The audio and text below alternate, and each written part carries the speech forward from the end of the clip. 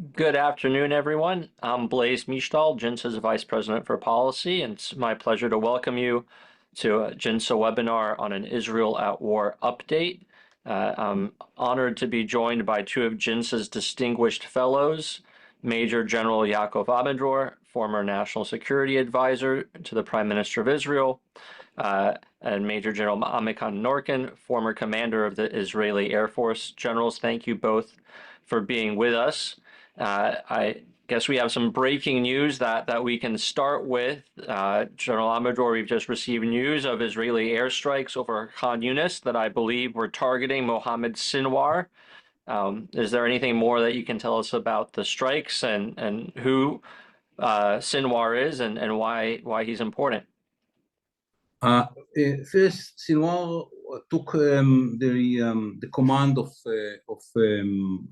Hamas after his brother was killed. He was number 2 and he became number 1. He has a reputation of being a very cruel guy. There are more than rumors that in the last negotiations with Hamas, he was the most stubborn side relating to release of hostages. And we don't have any confirmation yet that he was assassinated by us, but if he was there, he couldn't survive the attack. We took all the measures to be sure that if he's there, he will be killed. And it will take time probably to understand. And in our side, there is optimism that we succeeded, but we cannot approve it. So it will take time. But I think that more important than his alienation, which is part of the efforts which we are doing to kill all the leadership of Hamas, and we have apparently relative success during the war. By the way, probably his successor will be the brigade commander of the north of Gaza. Anyhow, the mission of the IDF was two separate missions. One is to destroy Hamas as an organization and to destroy all its military capabilities and as a system functioning inside Gaza, so that Hamas will not be anymore a threat to Israel. And I think that this first half of the mission was achieved. Hamas is not relevant as a threat to Israel. No one asked the question in the assessment before the decision to kill Sinwar number 2, what will be the reaction of Hamas? Why? They are not relevant as a threat to Israel. And now we have to move, and this is the argument within Israel, now we have to move to the second half of the mission, is to dismantle Hamas as an organization which is strong enough inside Gaza. Because for the day after, Hamas should be very weak. Otherwise, no one will volunteer to enter to Gaza, not even the Palestinians. Because every third party which will come into Gaza will have to deal with Hamas if Hamas will not be eliminated beforehand by the IDF. And no one is ready to do it. The Palestinians for sure will not fight Hamas. They're not fighting Hamas in the West Bank, in which it is much, much, much weaker. No Arab state will come in beginning with fighting Hamas and so on and so forth. So if we want to have any chance to build any administration which will take responsibility for the civilian side of the Palestinians, we should eliminate totally Hamas from earth. Otherwise, no one will come in and will take responsibility. It's a long process. In the West Bank, it took us 4 years to clean the West Bank in 2002, after an operation of a month. And we succeeded after 4 years to reduce the number of Israelis, the casualties in the Israeli side by terrorists, in which in the spring we had 122, I mean, it's 1,500 a year. After 4 years, it was reduced to 1%. of what we had before taking control and gaining control and then cleaning the West Bank. It will not take 4 years in Gaza after such an intensive operation, but it will take probably a year. And only when we finish to clean Gaza, we can negotiate with someone who will be ready to take responsibility for the civilian life and rebuilding Gaza. In Israel, there are many arguments. There are some people who are saying that we should be there for eternity, that we will not leave Gaza, not retreat from Gaza, and having a kind of military control with all the aspects of it, including responsibility for the humanitarian need of the population and so forth. My experience, and I served in '68 in around Ramallah, the brigade of Ramallah. I was the responsible for all the operations. It was a different kind of a system than we have today, but it was full control of the IDF. And I think that would be a big mistake. But we are arguing within ourselves what should be the next stage when we finish cleaning Gaza in the next year. What should be the administration there, and so on and so forth. And I think that we should not take the decision now. It's very much depends on what will happen inside Gaza, what will happen between us and the Palestinian Authority, and what will happen between us and Arab states. And we have to be very flexible because it might be connected to decisions of Arab state how to continue the relations of Israel. And it is our interest that to enhance this relation. So we have to be very careful, but whatever we want to have at the day after, we have to go through at least a year during which we are cleaning Gaza. It's a very, very nasty war because it's against guerrilla, it's against terrorists. We broke the military structure of Hamas, but there are still 10, 20,000 members of Hamas with light weapon, but a lot. They cannot produce new weapon systems. They cannot smuggle in from Egypt because we are controlling the Philadelphia corridor. We try to separate between the terrorists and the civilian Palestinians. It's not easy. We moved many of them, and we should have to make it again, and they have to go through checkpoints in which we identify the members of Hamas, which try to hide within the civilian population. It's not going to be an easy task. It's very complicated, very nasty, and will take a long time. But it is time to do it, otherwise we will not have a situation in which we can prevent Hamas from rebuilding its capabilities in the future, and we will face another 7th of October, 2 years, 5 years from now. I don't know how long we can manage it with that Hamas will not have enough capabilities to implement what they have in mind. So this is the situation in Gaza. The decision was taken. Many Israelis complain that the priority of releasing the hostages is not high enough, and the chief of staff was very clear about the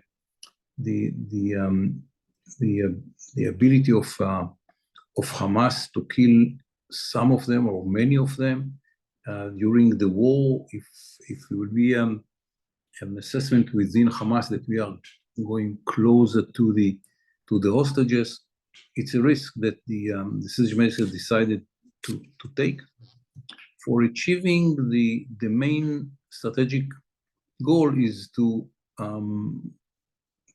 totally eliminate Hamas from Earth. It's the people, the terrorists, and the infrastructure.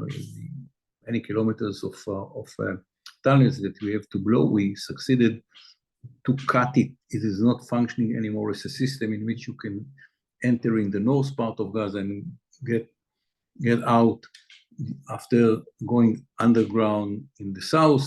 It is not functioning as a system, but still there are many miles of tunnels and under the Gaza Strip. It is also something that should be destroyed. I'm not sure that we have enough TNT for that, but it's a huge project. But at the end, we have to achieve a situation which will be close to the situation in Judea and Samaria and the West Bank. In which, if there is any Hamas attempt to build capability, the IDF can go in based on the intelligence and then to go out and to leave it for the civilian authorities. But the ability to be very flexible going in and out is part of the goal at the end of the day. It should be as close as possible to the situation in the West Bank. And this is why I personally, not against the involvement of the Palestinian Authority on the day after, but politically there are some people here in Israel which are against it. I think professionally it's not a bad idea. So thank you for that overview. I have some questions, General Amidor, about the long-term plan or this campaign to cleanse Gaza of Hamas. But first, let me ask General Norkin about the strike against Mohammed Sinwar, if there's any operational details that he can share with us, where Sinwar was hiding, what the target was, how the Air Force carried out the strike. Well, thank you, Blaise. Once we scheduled the webinar, I asked the Air Force to act tonight, and then I can speak about it. We appreciate that. Thank you. Yeah. And see his influence. You have to appreciate it. Yeah. So as Amidor just mentioned, I think that take out all the commanders. It's a top priority mission for the IDF, and the Air Force and the intel community already proved that they can find those guys, and we can attack the targets which are tens meters below ground, and they cannot hide there. And I hope that we achieve the target, and it might affect the military capabilities, the command and control system of the Hamas, and of course, the negotiation process about the hostages. So the Air Force already did it hundreds of times. Once he got the right intelligence, he can penetrate into the underground headquarters and killed all the commanders like we did in Beirut. And I think it's might projecting power and our capabilities as to other territories and threats around the Middle East, which hide some of their capabilities underground. Now back to the strategic level, I think that the IDF is pushing forward to bring back Hamas to negotiate about the conditions and the hostages release. Amidor briefed us very well about the vision, but I think we cannot achieve this vision and keep fighting for a year and put the hostages aside. Because in a year, there might be no hostages alive anymore in Gaza. And I think it might be a quite big mistake for Israel. And to have a total victory and to have no Hamas, it's not a realistic goal, because Hamas is existing in as Muslim brothers in Egypt, in Jordan, and Judea and Samaria. There is Hamas, although we are fighting Hamas for more than 20 years. And the question is the level of the threat. There always will be some guys with rifles. So the level of the threat, you cannot accept 20,000 terrorists with military capabilities, but today they cannot manufacture any military capabilities inside Gaza. They cannot smuggle, and there is no threat like October 7 in the next 5 years. So we should let's say, put a lot of pressure on the Hamas to bring them to the table and to agree about how they should release the hostages and how the international community is going to support and to rebuild Gaza in the next 10 years, but we cannot do it in such a period of time like a year. Thank you. To that point, let me ask you, General Amadror, because you said, the second goal now in focus in Gaza is making sure that Hamas is so weak that it cannot control Gaza. What is the theory of how to weaken Hamas? Is it eliminating leadership? Is it eliminating fighters? Is it eliminating their finances? How do you get Hamas to a point where, killing one Sinwar doesn't mean that there's another Sinwar who steps in and takes his place, or killing one fighter doesn't mean that there's another one recruited? How do you weaken Hamas? No, I think that what you say is a big mistake. It's not so easy to find another Sinwar. Someone will enter to his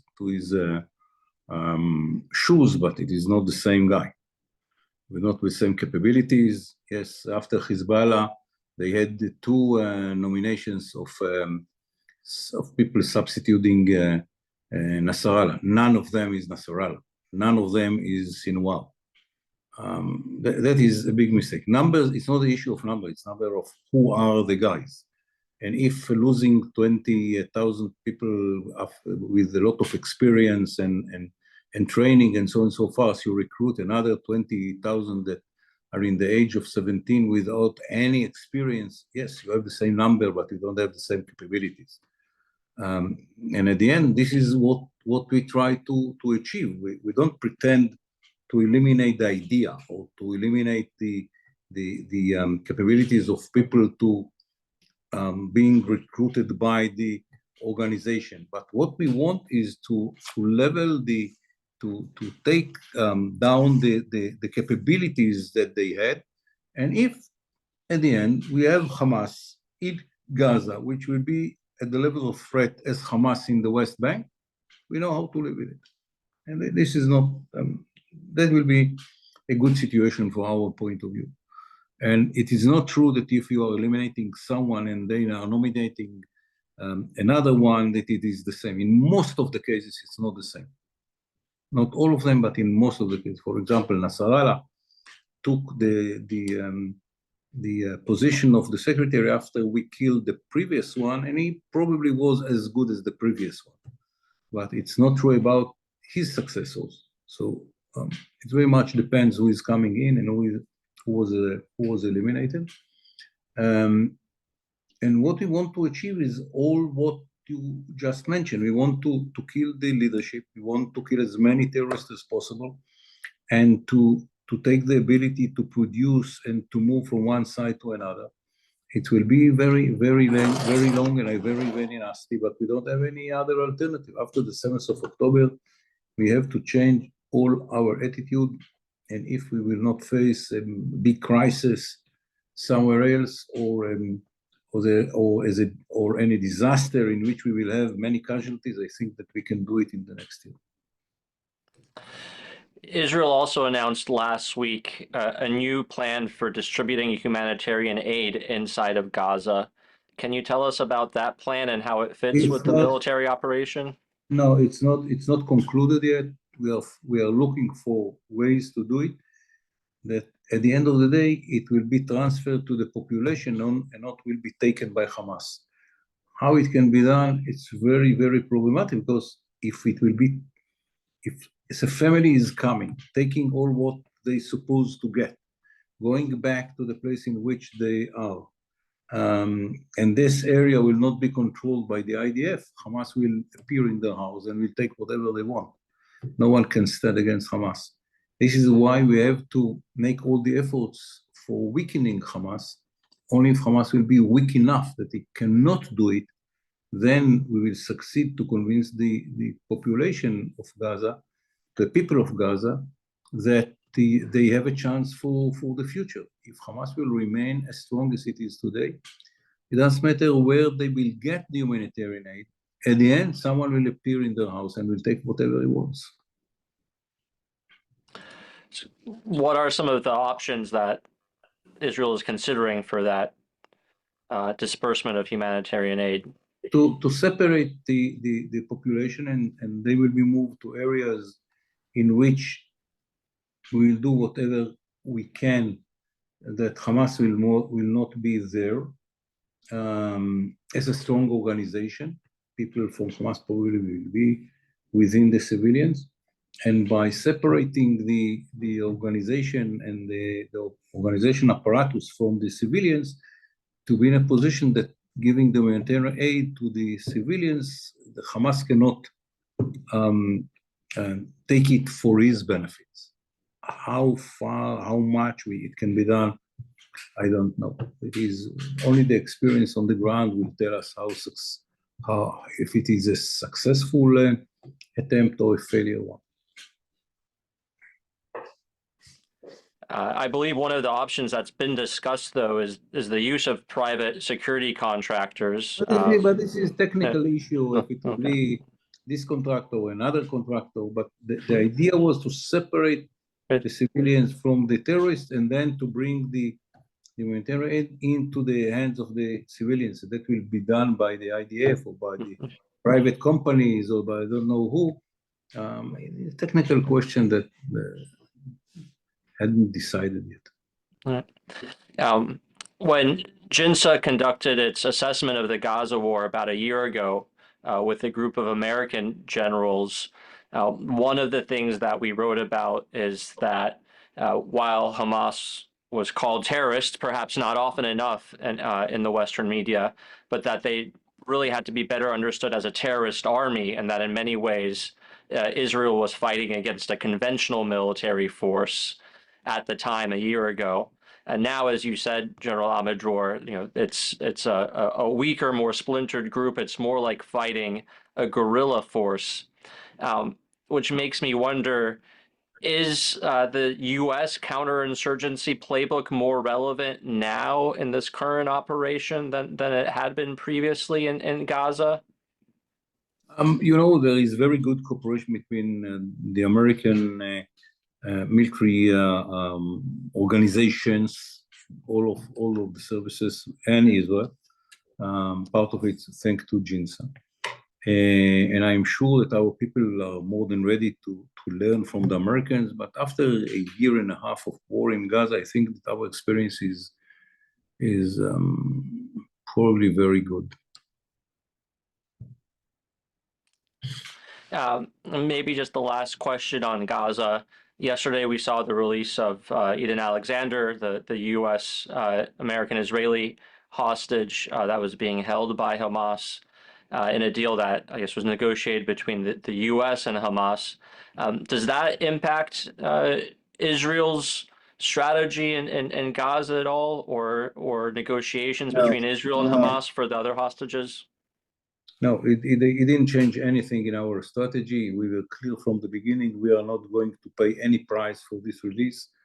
It was achieved thanks to the efforts of the White House, and every Israeli is thanking the White House for this achievement.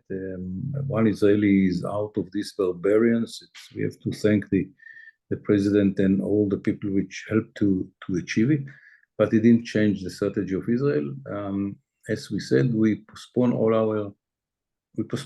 most of the military actions, the beginning of the big operation in Gaza, till the president will leave the Middle East. It's not a big price, and should be kind of respect to the president.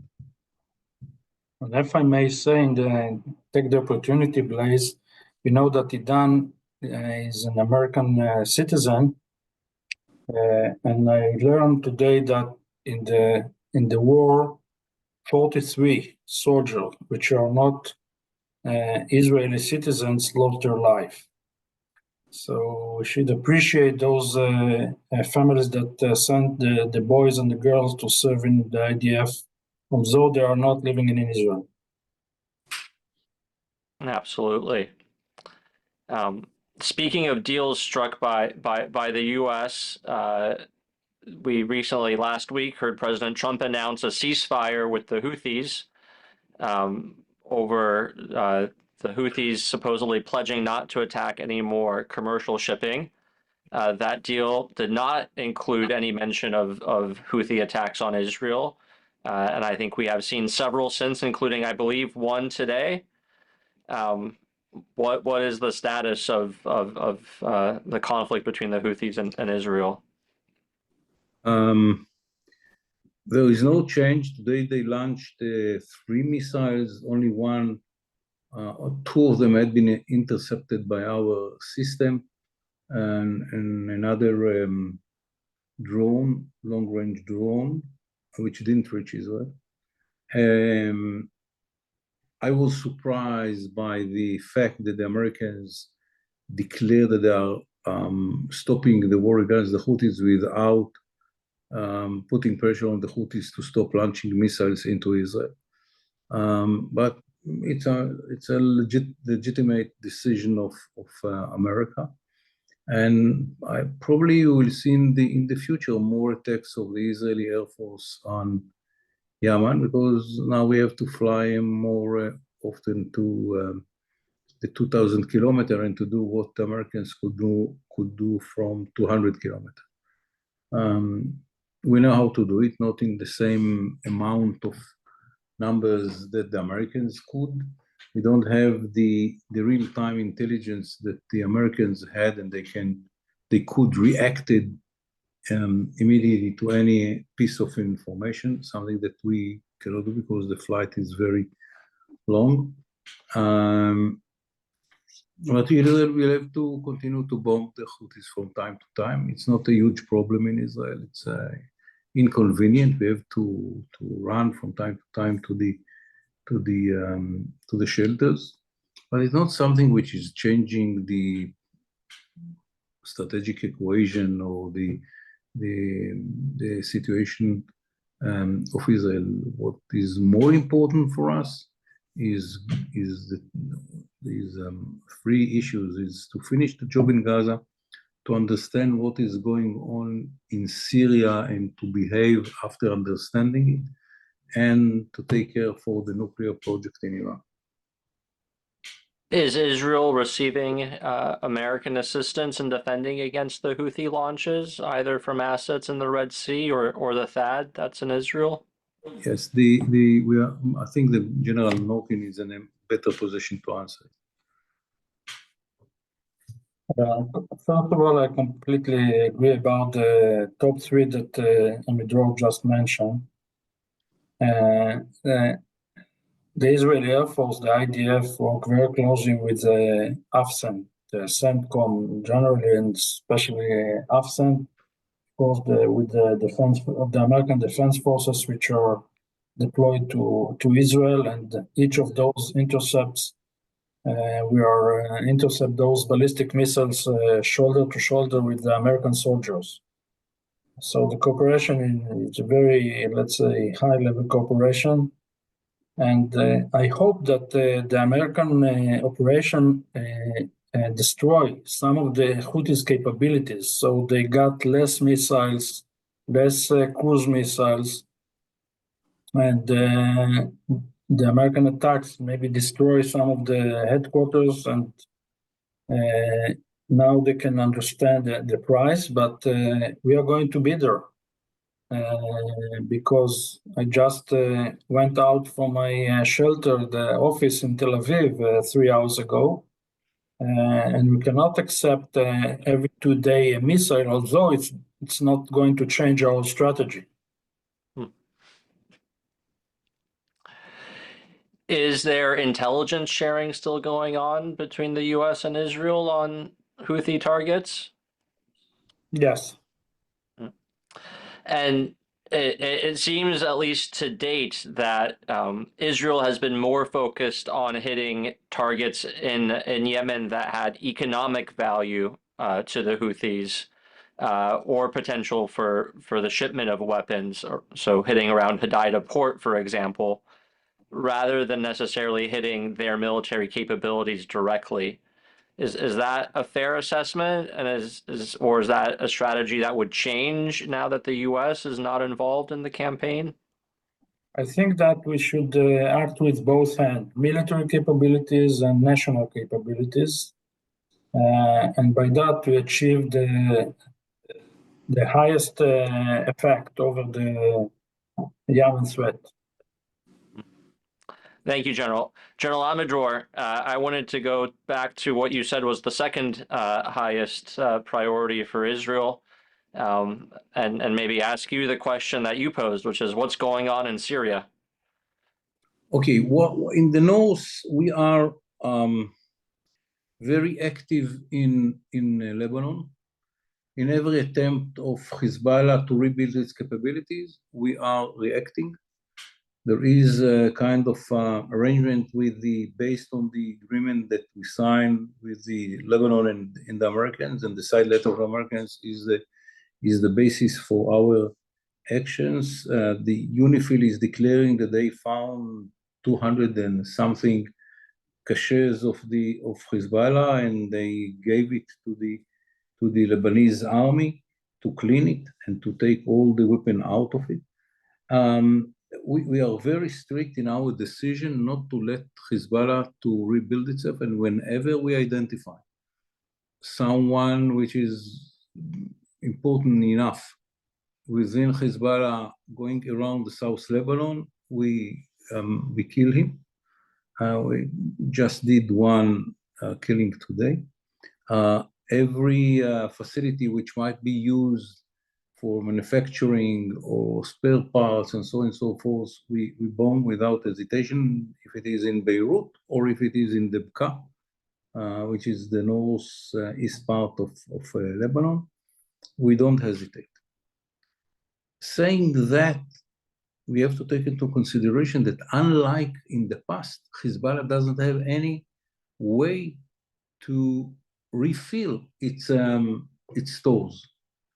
Hezbollah lost the land connection with Iran. From air, it's almost impossible.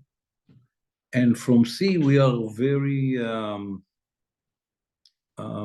working very hard to give the authorities in Lebanon whatever they need to prevent it as being smuggled through the airport of Beirut.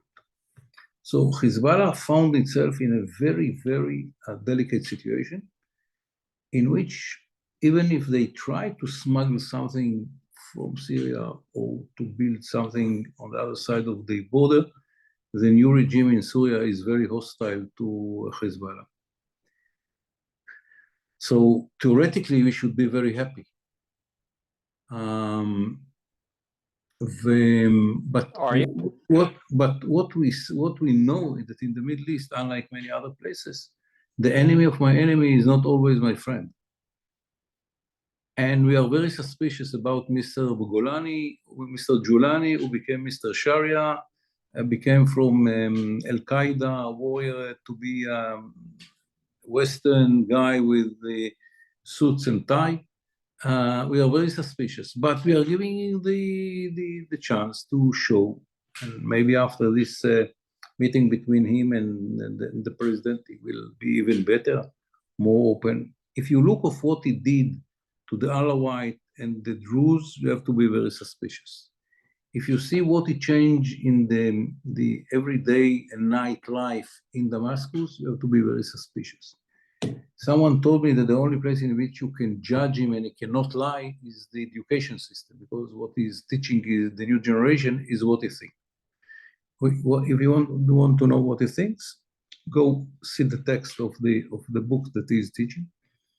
How strong he is by taking the whole control in Turkey, in Syria, it's a good question. What will be the relation between him and Turkey?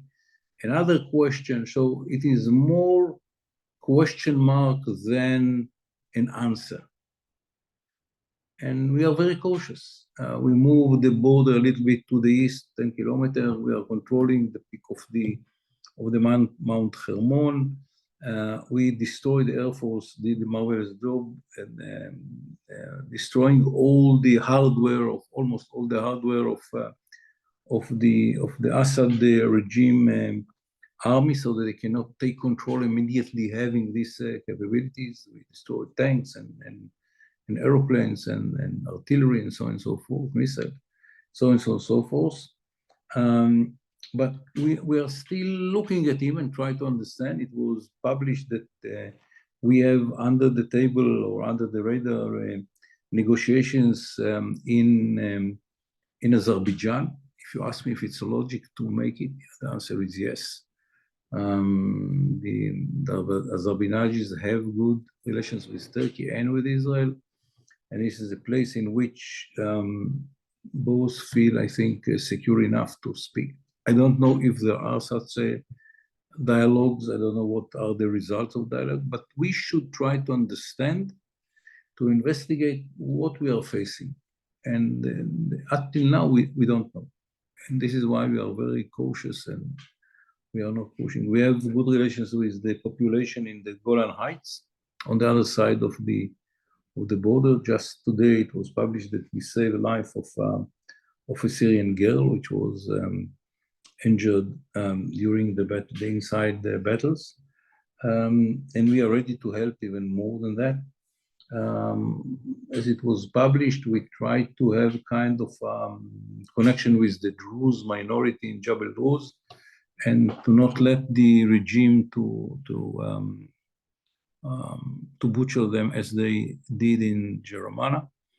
But it's more questions than answers, I must say, about Syria. But for sure, for Hezbollah, it's a disaster. It's a real disaster. Now they are fighting for their survival, not fighting Israel. And if one day the Sunnis of Lebanon and the Sunnis of Syria will be ready to cooperate and to go against Hezbollah, it's the end of Hezbollah. I have just one or two more questions, and then I'm happy to open it up to the audience for questions. So if you do want to ask General Amador or General Norkin anything, feel free to submit your question using the Q&A function in Zoom. If you type out your question there, I'll read it out to them and we can get you an answer. But first, let me ask you, General Norkin, about IAF operations. Over Syria, we saw the strike near the presidential palace last week. What other types of operations is the IAF conducting over Syria? Well, first of all, we got now full air superiority in Syria, which means we can fly all over Syria with a very low threat. And there is nothing that can stop the Air Force. It's an unbelievable situation. Syria was let's say, the highest threat for air power almost all over the world, because they got tens of air defense units, and we destroyed them all. So now if there is any mission anywhere, and if the Israeli intelligence can recognize any new threat or storage of missiles, the Air Force can destroy them. And of course, if there is any strategic mission, like to support the Druze in the Golan Heights, the Air Force also can do it, and to threat the president palace. So I think that Giuliani completely understand that he is under the Israeli air superiority, and we can do almost what we want for the air all over Syria. You said that Israel has full air superiority over Syria. What about Turkey? Is Turkey operating over Syria? Is there any friction between the Israeli and Turkish air forces? First of all, at the north part of the Syria, near the border between Syria and Turkey, the Turkish Air Force act several years since the civilian war in Syria began more than 10 years ago. But there is no Turkish air activities at the central part or in the south part of Syria. And Israel cannot accept any Turkish activities in those areas. And I think that we should do what we need to do in the political level, at the, let's say, the strategic level, and to talk with to use all the channels with the Turkish to avoid any miscalculation between both air forces. I know that there have been discussions between Israel and Turkey to establish some sort of deconfliction mechanism. Do you know, General, if there's been any progress made toward that? Not yet. Do you know what the obstacles or challenges are in making that happen? No, I think it's a tactical issue, and I got no details about such a process. But there are more than one channel to change messages and to give each other information to avoid any threat. Okay. General Amador, one question for you. There's a common criticism here in Washington of the Israeli strikes, particularly the one on near the presidential palace last week, saying that Israel risks creating the very type of radical anti-Israeli Syrian government that it fears. And that it's going to push Shura and the new regime to be more hostile to Israel. Is that a concern at all? It's a concern, but it stood against the notion that if we don't do something, the regime was more than ready to kill many of the Druze minority.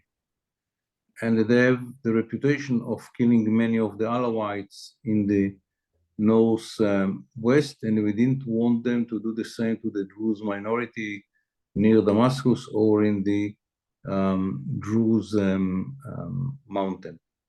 And it's not everything is not good alternatives. The alternative was not to do it and to satisfy the new regime, but at the same time to risk the Druze. And you have to choose between two bad options. And the decision was that we are helping the Druze and to make sure that the regime understand the threats in a way that would stop the preparations to butcher the Druze near Damascus and in the mountain. Thank you. Let me turn to questions from our audience. Judith Hirschon asks about the reference that you made, General Amador, to what is being taught in Syrian schools. Do you have any more details about what is being taught by the new regime? And are the school books any different from hatred being taught by Hamas or the PA? I don't know, but it is something that can be a tool for the international community to understand what regime is going to be built in Damascus. If they want to be like Hamas, the text will be close to Hamas. If they want to be something different, they will have different text. The international community can use this notion that there is one area in which you cannot lie, is what you teach the next generation. And by learning that, you understand what regime you are facing. And we have another question that asks, France is allegedly organizing many European and Arab countries to recognize a Palestinian state. How would that impact Israeli strategy? It will not. Some countries did it in the past. And if more will you do it in the future. There is no any impact to the Israeli strategy at the moment. All right. Well, I think that's all the questions we have from the audience. General Norkin or General Amidjor, any final thoughts? I said that there is another issue which is very bothering us, and this is, of course, Iran. We didn't speak about it, but we cannot forget it because this is becoming or had been and probably is the biggest threat on Israeli existence in the future. Well, is there what should we know about Israeli thinking on it? We saw leaks in the U.S. press recently that President Trump asked or forced or pushed Israel to postpone a planned strike on Iran's nuclear program. We have negotiations going on between the U.S. and Iran. Is Israel going to be bound by whatever deal might emerge from those negotiations? Is it going to make its own determination and act on its own if it has to? Where is Israel's thinking on the Iran threat right now? It is our interest that the Americans will negotiate with the Iranians. A good agreement is the interest of the state of Israel. Good agreement means that they don't have the enriched uranium inside Iran and they don't enrich uranium inside Iran. Will it be achieved? I will salute the negotiators. It will be a good agreement for Israel. It's not the only element, but this is the two very important one. To take out of the enriched uranium and not to continue to enrich uranium at all in Iran. So, unlike what people think, a good agreement is the interest of the state of Israel. What we are afraid from is that we will see again a situation as it was with the in 2012 and 13, in which slowly we understood that the Americans are going to sign a bad agreement, and bad agreement is worse than not having an agreement. What will happen, I don't know. The Americans are negotiating. I will hope that they will be good negotiators. They have very good cards. After our success to eliminate the ring of fire around Israel, it is Iran cannot say or threat to put in fire the whole Middle East as they did in the past when they said, if you do something, Hamas, Islamic Jihad, Hezbollah, the Shiites in Iraq, the militias in Syria, everyone will open fire. The whole Middle East will be in a very bad situation. It will be hell. They lost all these capabilities. They don't have Hezbollah. They don't have Islamic Jihad. The regime in Iraq gave an order to the militias at the end of November not to launch anything against Israel, and since then they didn't. So now it is Iran by itself, isolated. No one is there to help it. And this is the situation, which is totally different from the situation that we had a year or two ago. How long do you expect that window of opportunity to remain open, especially before Iran is able to either rebuild its air defenses that were destroyed by Israel in the October strike, or rebuild or expand some of its missile capabilities? We saw last week that they tested a new ballistic missile that has solid fuel and claims to have improved guidance systems, which could be more of a threat to Israel. How long is this window of opportunity open? I think that Israel should give the Americans the time to negotiate. We should not push the Americans and give them title in which we say at the end of the tomorrow morning or 15 off or any schedule which might narrow the ability of the Americans to negotiate. It's our interest the Americans will negotiate. It's our interest the Americans will bring a good agreement. And it's also in our interest that it will be understood in America if agreement cannot be achieved. And Israel could not be blamed for that because the Israelis didn't give us enough time. When it will be clear that the agreement cannot be achieved, for us, from our point of view, the best situation is that no one can blame Israel for that. It will be clear that the Iranians don't want an agreement. So I don't see any limit in this window. During the negotiations, the Iranians are keeping all the restraints which are needed, because they don't want to hurt the negotiation. It's for them, the negotiation is very, very important. It's again time for them. It maybe will bring an agreement in which will release all the economy constraint that they have today. You know, the Iranian currency probably is one currency for million real for $1, something crazy totally. Because the economy is collapsing. It is their interest to have the negotiations, and we should not put any limitations on the Americans for timetable. A good agreement, if achieved, will be a huge success for Israel as well. General Norkin, any insight into how the Air Force thinks about the window of opportunity with Iran, and how long their ability to operate over Iran is going to remain at the current levels? No, I think that what Andrew mentioned, and completely agree, and the Air Force will be ready. I think that we got plenty of time to do what we need if we are going to need to do. Well, thank you both for your time this evening. General Norkin, I appreciate you for our next webinar arranging another impressive display from the IAF. General Amador, thank you for your time as well. Thank you to everyone who tuned in, and look forward to seeing you on the next webinar. Thank you. Thank you very much.